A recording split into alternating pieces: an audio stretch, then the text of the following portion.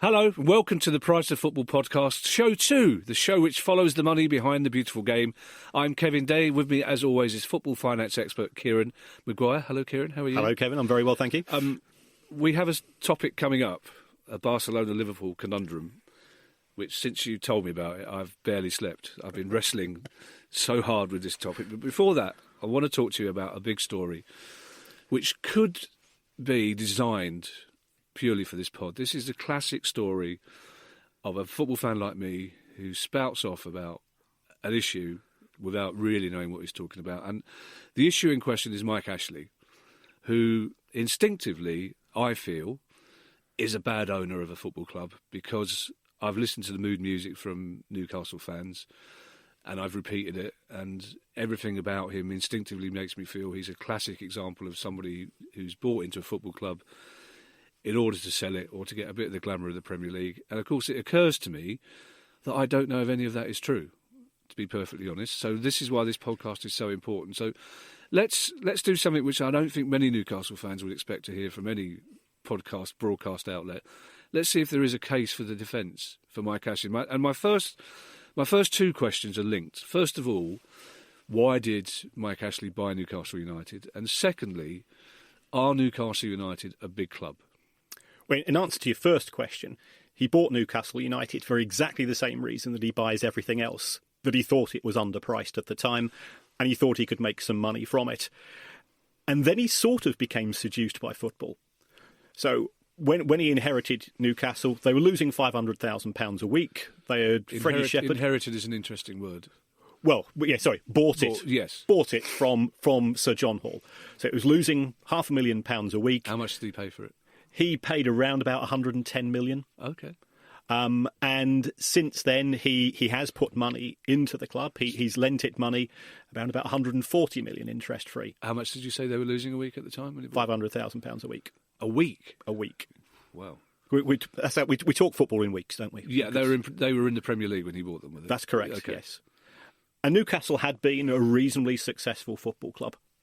In the sense that in the previous decade to when Ashley bought the club, it appeared in the Champions League 4 times. And it was also, to a certain extent, everybody's second club, because they weren't Manchester United, they weren't a London club, so you could actually quite like them in that regards and hope they would have some form of success. You can tell by my face that I don't agree with the concept of everybody's second club, but we'll pass that over because it's a football finance podcast. But I'm still intrigued by the fact that you mentioned their relative success in the 90s and their relative glamour under Keegan especially, but yet they were losing £500,000 a week.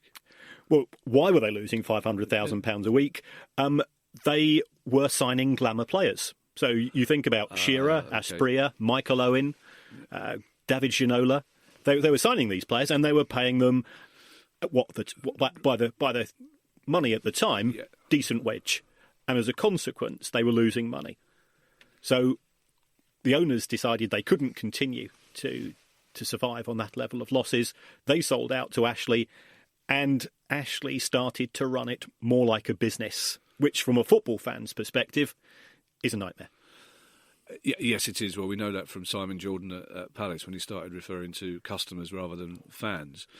But interestingly, because you mentioned that he was seduced by the club or by football, because at the start the relationship with the fans was relatively good, and he was quite public, he was quite high profile. He went to fans forums. He social media wise, he was doing a good job. He seemed to be enjoying himself. It didn't take long for that to. So when did the magic wear off for him, and why? Well, the magic started to wear off in the same way as it does with any relationship between a football fan and either players, managers or owners. It's when they started to lose matches. So the previous decade, Newcastle had averaged 7th position in the Premier League. Now, if you compare them to Spurs, they were actually higher than Spurs. And yet we've got this concept today as Spurs of being a Big Six club. You look at the numbers, which is what I do, and that wasn't the case. No, I have to say that really surprises me, because in my head I would have always had them, 2 seasons of glorious failure, those memorable Liverpool games. But 7th is a bit of a surprise, I have to say. Yeah, and I think Newcastle fans, they bought into Mike Ashley, successful businessman, we're going to kick on because under Hall and Shepherd, there had been demonstrations and strife, and some of the things similar to what we're seeing at present. It didn't work out that way because the first thing that Ashley did was say, I'm not going to pay sky-high wages. He did bring back Kevin Keegan, and that didn't work out. And if you listen to Kevin Keegan speak, it was because Keegan wasn't allowed to manage as far as he was concerned because Mike Ashley's budgetary constraints were so severe that he couldn't sign the type of players that he wanted, the flair players that you normally associate with Keegan. We all know that with Kevin Keegan, we're looking at 4-3 matches every week. Yeah. Well, Ashley seems to me a savvy businessman in his other business interests. So presumably he bought Newcastle after having done some fairly intensive due diligence, and he would have known what he had to do to turn it round. So presumably this is not something he would have said to the fans beforehand, that the glory days are going, we're not going to be spending money, we're not going to be paying wages. No. And if you then start to look at what he did do, it was the wages in Newcastle. We all know that footballers' wages go up and up and up. Yes. Well, they didn't at Newcastle. They just flatlined. Okay. And then in terms of the transfer market, Michael Owen was signed, 2005, 2006. Newcastle didn't break that transfer record until this January. Of course, yeah. We're only just finding out now from Owen's autobiography that his time at Newcastle wasn't a happy one, and that he considered it a step down, which kind of relates back to my first question, is can we financially then refer to Newcastle as a big club? I think Newcastle could have been a big club if Mike Ashley had run it in a different way. Because when he did acquire the club, it was effectively the same size as Spurs financially. And now, if you look at Spurs are a £1 billion club. They're in a 60,000-seater stadium. They are selling this, that and the other, and they're qualifying for the Champions League. But they invested in players. If you look at the first 7 years or first 8 years of Ashley's reign at Newcastle, we normally associate success with buying players. Well, the average net spend at St James's Park for 8 years, $700,000 a year. A year? Really? A year. A year? Oh, okay.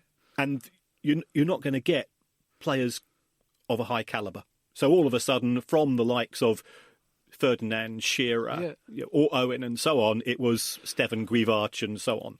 Has he invested in infrastructure then? Training ground, stadium? Has he spent money on that? Not significantly. And if you do speak to Newcastle fans, they will bring up the issue of something called Strawberry Fields, which is a piece of property which Newcastle did own. It's hard not to say forever after that, isn't it? It's really difficult not to say. I've said it now because the universe would have punished me for not saying forever. I apologise, as you were making a sensible point, and I interrupted for essentially comedic purposes. And Strawberry Fields, I think it's Strawberry Fields or Strawberry Park, that was sold to another Ashley company. So the Newcastle fans, their claim is that Ashley is selling off part of the family silver to make money for himself. Right. And then you've got the issue of Sports Direct, because the stadium name was changed for a short period of time, and that went down extremely poorly. There's a very close relationship between Sports Direct and Newcastle. If you go to St James's Park, you will see the perimeter advertising, Sports Direct get an awful lot of coverage. Well, that brings me on to, do you know what? I always write down 2 or 3 questions. And I learnt from the pod last week, the first one that we did, and thank you, by the way, for all your feedback from it. I learnt that as each pod goes on, I just scribble more and more questions down. But there are 3 questions that have come up off the back of that sentence. And one of them is about Sports Direct. Because I did have quite a few tweets defending Ashley, saying there is another side to the story. I generally aren't going to tell you the names of those people because there are some angry Newcastle fans out there, and it might lead to them getting some angry responses. But one of them in particular pointed to the Sports Direct relationship as possibly a good thing because there was a lot of free advertising involved. There was a lot of cross-branding. And is there any element of truth in that? I don't think Newcastle get much in terms of advertising from Sports Direct themselves. Right. Ashley claims, and there's no evidence to say this isn't the case, is that Sports Direct is a vehicle through which Newcastle can sell their kit. He claims that he sells it at cost plus a handling fee, and all of the rest of any profits go to the club. So that's his defence. Right. Newcastle fans just feel that their historic home has been turned into an advertising campaign for Sports Direct. I understand. I mean, that's where it's a classic example of a business savvy owner not understanding the mindset of football fans. What intrigues me, you mentioned that 700,000 figure for transfers, etc. In that case, why would you get rid of a manager in Benitez who is probably more able than most, and I think possibly Roy Hodgson as one other, who can work within those transfer restrictions, who can work with players that are paid less than other players, who can craft a team out of players that may not get into other Premier League teams? Well, I agree with you. I think Benitez is probably worth 7 to 10 points a season with his tactical nous, and exactly the same with Roy. I think all these things come down to money. Rafa Benitez felt that he was worth a pay rise. He was well paid at Newcastle. The estimated fee was $6 million. And then somebody from China came in and offered close to double that. Right. And then the ball was left over for Mike Ashley. But I think he would have stayed had he been given a better transfer budget. Because what Benitez's concern was, at the start of the season, what were his ambitions? It was to survive in the Premier League. And that becomes pretty much of a grind, especially if you are a manager who's previously been at Liverpool, Real Madrid, Chelsea, clubs of this nature. And then when you're told the extent of your ambitions is anything above 15th, we're opening the champagne, that seems pretty tough to deal with. And presumably Steve Bruce's wages will be a lot lower than Benitez's, I'm guessing. One would imagine so. I mean, the nature of football management is that you will be on a big bonus for keeping clubs up, and that can easily run into the millions. Next question. He's been there longer than I thought, actually. So he took over the club when? 2007, I think it was. So he's 12 years, coming up to 13 years. In his other business dealings, he's not quick to offload things that aren't going to make him money. As you've pointed out, it seems that he's not going to make, or Newcastle can't make money. He's made cuts, he's lowered wages, transfer fees, etc. Why is he still there then? What's in it for him financially? Because he strikes him as a man who he's not going to just keep throwing money at a club if there's not going to be ultimate success or he's not going to make a profit. Is he there because he's not been able to find somebody to buy it? Will he not make a profit? Well, I think it all comes down to price. I mean, you've said he's put money into the club. He's not put any more money into the club for the last 7 or 8 years, apart from the year they were in the Championship. And what he did there is he saw the value of his investment collapse. So he was hoping to sell it for somewhere between £300 to £350 million. You drop down into the Championship, you're losing 3/4 of that value. So therefore, he stuck £30 million into the club. He said to the manager, just go and sign whoever you want to. And Newcastle went up as champions that particular season. And then he took that £30 million out. Now, he had promised the Newcastle fans every penny we make from the Premier League will go onto investment in the pitch. Their argument is, well, hold on, the first thing you've done is you've taken £30 million out of the club, so you're not being fair with us. But also he must know as well, because he's not. The shirts issue is an interesting one that you talked about, selling the shirts in the Sports Direct outlets, because there was a quite high profile boycott of the club shop, for example, at the start of this season. So I'm guessing Newcastle fans aren't buying the shirts anyway. So that I know that's not a very big revenue stream, but that's surely an indication to him that there's no profit to be made, and yet he's still there. That's what intrigues me about the fact that he's still there. It is an interesting one, and I know Newcastle fans would long for him not to be there, but there must be a reason why he's yet to move on. Even if he'll make more than he paid for it, even if he doesn't make a huge amount. I think if you catch a train up to Newcastle, write out a cheque for £350 million today, you can have Newcastle. It's simply a price issue. Mike Ashley has got a very, very thick skin, because if you think he's unpopular at Newcastle United, go to Glasgow. go to Rangers, where he's in dispute with the club owners. From next season, Glasgow Rangers can't sell their own kit in their own shop unless Mike Ashley agrees to some form of settlement. I did not know this. What's the background to that? Well, originally, Glasgow Rangers did have some financial difficulties. Yes, I'm aware of those problems. Ashley lent money, or put money in, with conditions attached. And since then, he's fallen out with the owners. And there's ongoing court cases which are rumbling away. Glasgow Rangers fans and Glasgow Celtic fans are very, very obsessed with their clubs, exactly the same as Newcastle, exactly the same as all of us. And he is public enemy number one with half of that city, and probably 100% or 99% of Newcastle as well. Mike Ashley's got a very thick skin. Right. He's not bothered by people calling him his names. He doesn't engage in social media. He wants to make money, and he's made money in every other aspect of his life. So there's a certain stubbornness and pride about this, rather than any football-based romantic relationship, wanting Newcastle to improve and be there when they're in the Champions League. I think so. I think he had the opportunity 10, 12 years ago when they were effectively a little bit bigger than Spurs. If he had invested large sums of money then, or even medium sums of money, he could be where Spurs are today. And the irony is, he's probably the biggest loser from not investing in the club. Because Newcastle, if they'd been regulars in the Champions League, they'd be worth £1 billion today. We wouldn't be talking about splitting hairs between 300 to 320 to 330, which is what is happening in terms of the people who are coming forwards.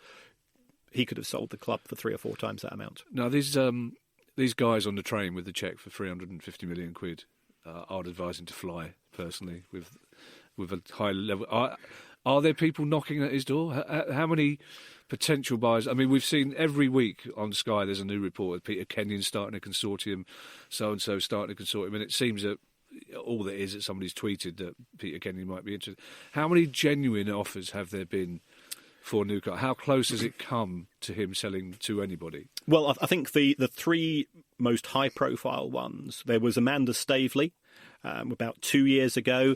I think Mike Ashley went out for a meal with her, and that, of course, we got people with that as far as the fans were concerned, the deal had been done. Of course. I think he was disappointed that the terms of the deal weren't particularly good to him. There's been fake shake news this summer. Somebody's come from the Middle East, right? And they said, "Oh, we've done our due diligence, we've got the price," and then they disappeared off the radar. Okay. And then finally, we've got the Peter Kenyon bid. Now, there's been a prospectus go out for that, and that was sent out to a number of journalists. And for some reason, it was also sent to me from some anonymous email address. Oh, okay. So it was sent to me at the university.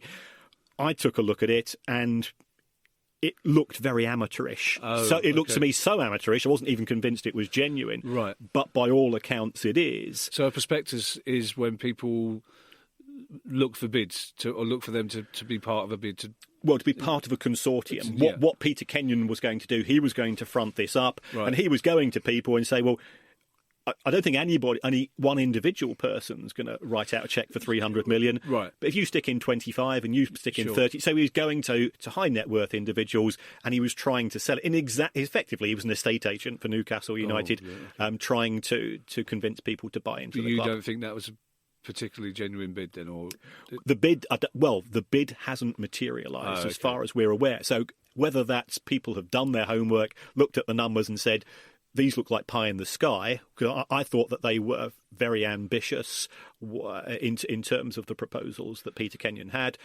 Or it could be that there's not enough people with a spare 25 to 30 million because they want control of the club themselves rather than being part of a group. So for Newcastle fans looking for good news, is your instinct that there could be a buyer, or is your instinct that it's probably only going to be somewhere from China or the Far East that could buy, and it's not a good prospect for any potential buyer?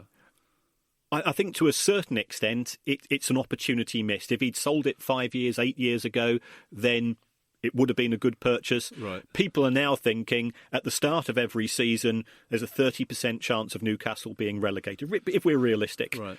Do I want to spend £350 million on a club which next year is playing Millwall and Barnsley and clubs of that nature. Well, hopefully Mill will go down, so there won't be. But before I do the full Judge Judy on this, I mean, is there a case for the defence? But my mind goes back to Ron Nodes as a Palace fan, who for years we moaned about as being cautious, financially conservative. When we finished third in the old Division 1 in 1990-91, he sold players rather than bringing players in to push on. And we hated it. But then it turned out when he left, it turned out he had been a very good curator of the club's finances, and his leaving left us in a parlour state. Is there an argument to be made in Mike Ashley's defence that he has been a sensible club owner? Is there anything that a Newcastle fan could say, no, hang on, he's done a decent job? Others may have speculated to accumulate, and the accumulation may not have happened. He's steadied the ship. It's not losing £500,000 a week at present. It can pay the wages bill at the end of every month. But that's not very exciting because nobody's interested in balance sheets. And we don't go to football to watch that. Yeah, well, unfortunately, I'm learning from you that perhaps we should start trying to do that in future. I had nothing you've said has maybe changed my mind about Mike Ashley, I have to say. Mainly because I know quite a lot of Newcastle fans who wouldn't be happy. He still strikes me as Newcastle will be better off without him, and that he does represent a certain type of football owner that has become a cliche, but I think most of us feel club owners are like that, with one or two exceptions. I'm sorry there isn't more optimistic news for Newcastle fans, but we have to move on, and we have to move on to a story that I've read it. You emailed it to me over and over again. The Countinho story where Barcelona Liverpool owe Barcelona owe Liverpool, but neither of them owe. It's best if you describe it to yourself, essentially. Right. Because this is an astonishing story, even by my standards of lack of knowledge of football finances. I collect, a bit like Panini stickers, I collect sets of football club accounts. Of course you do.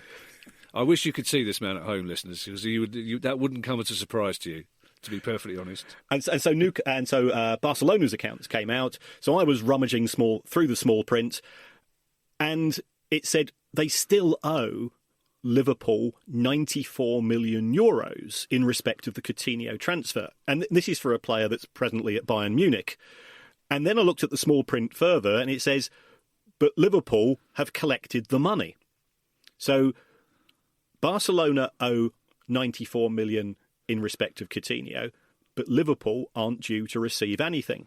So you look a bit further, and what Liverpool have done is that they've said, when we sold Coutinho, we got some cash up front. And the way that all transfers are done these days is that if it's large sums of money, you pay in instalments. Because even a big football club like Barcelona can't write out a cheque for €150 million in one go. So we'll spread it over a number of years, and we'll give you some IOUs. And you can effectively cash in those IOUs each year. And then Liverpool have taken those IOUs, and they've done something which the bankers will call discount factoring. And they've gone to a bank in the same way as you or I might go to a payday loan company and says, I'm due to be paid on Friday. Here's my pay slip, but I need the money now.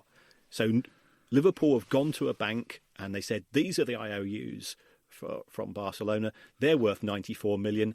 How much will you give us for them? And the bank will say, well, Barcelona are probably going to pay. We'll give you 90 million for them. You can tell. I see. You can tell by my. You're waiting for a response, but you can tell by my face that. So they are both owed and not owed £94 million, in a way.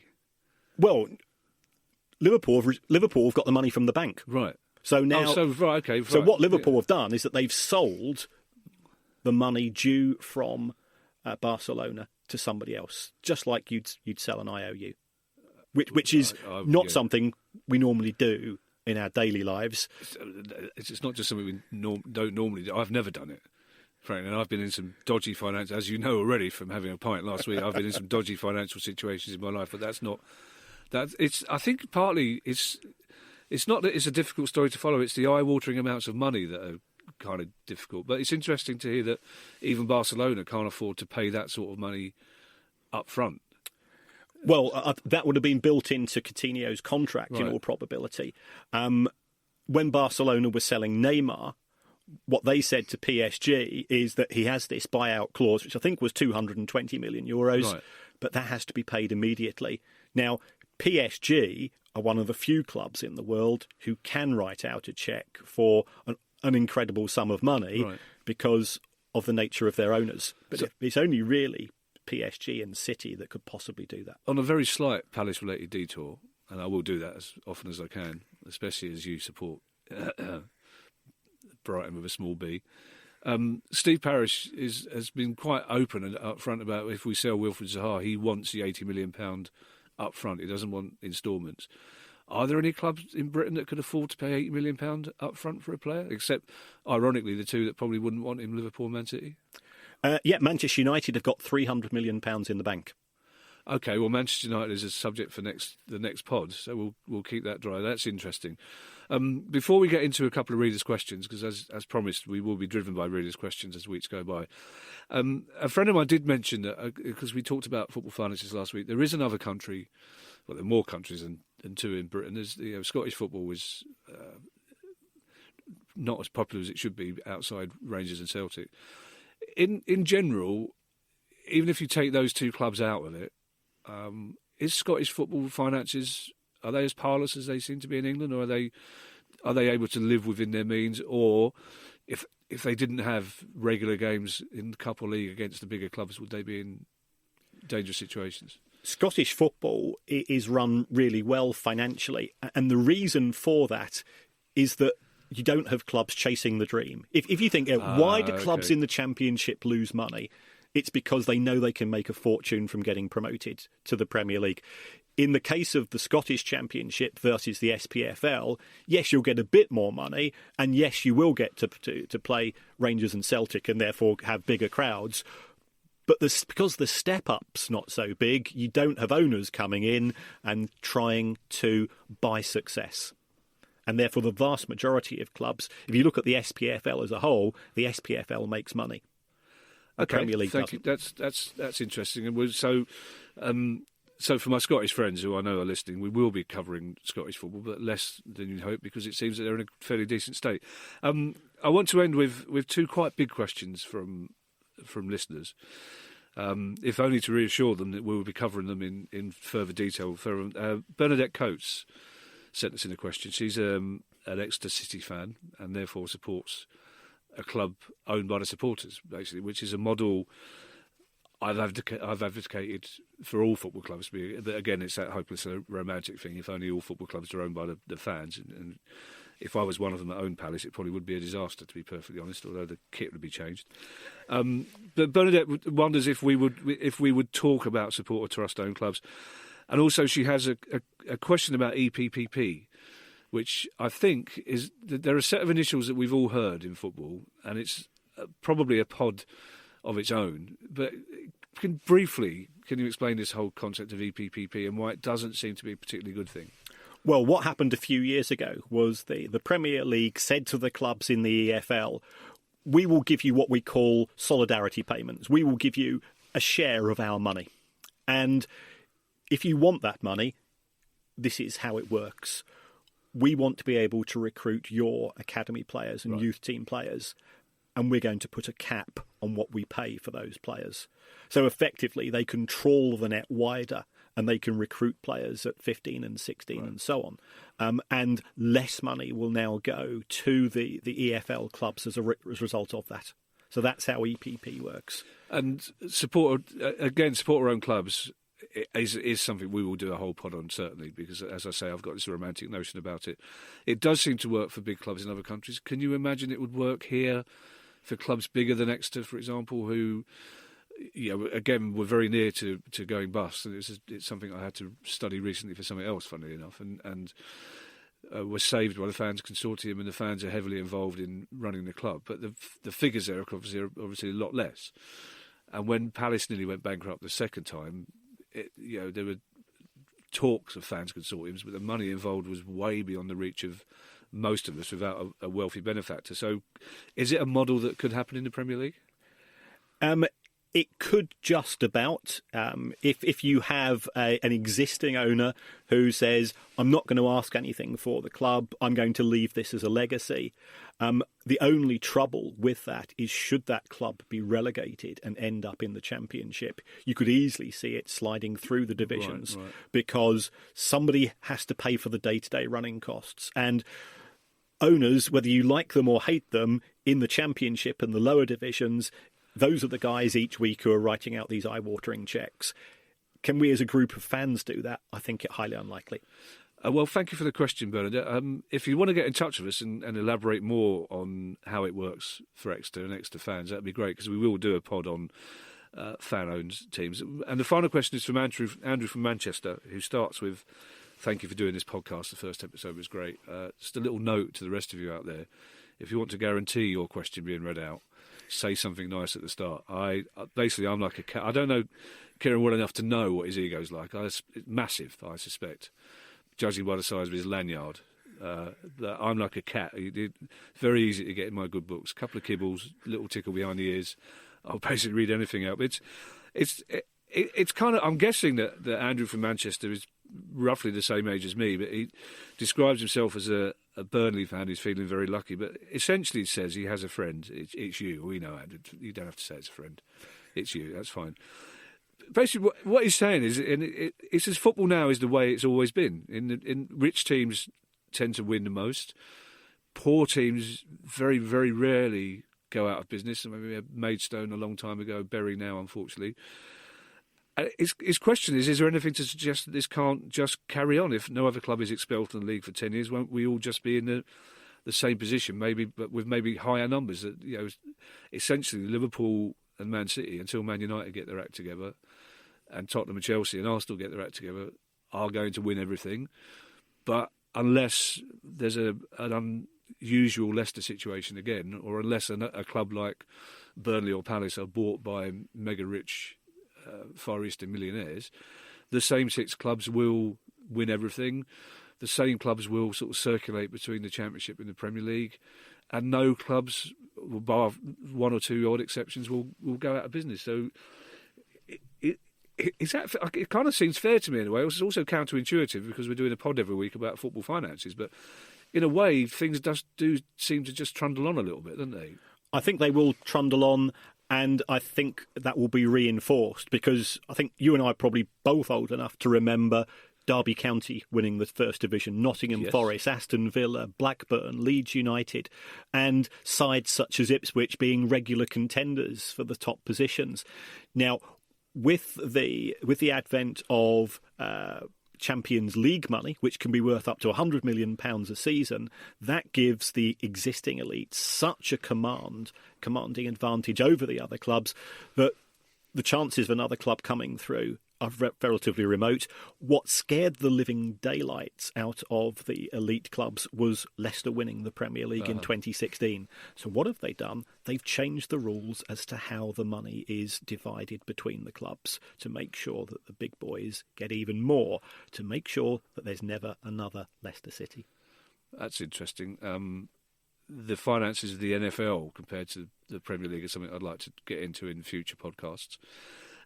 Next week's podcast is, it's not a Man United special, as I hate to lose the words Man United and special in the same pod, to be perfectly honest. But we will be looking at Man United, who seem to be a club that are mega rich. You just said so yourself minutes ago, but poor on the pitch. And we've got a lot more of your listener questions. Thank you for listening today to myself, Kevin Day, and Kieran Maguire. The Price of Football podcast is a DapDip production, as is recorded at Soho Radio Studios. We'll see you next week.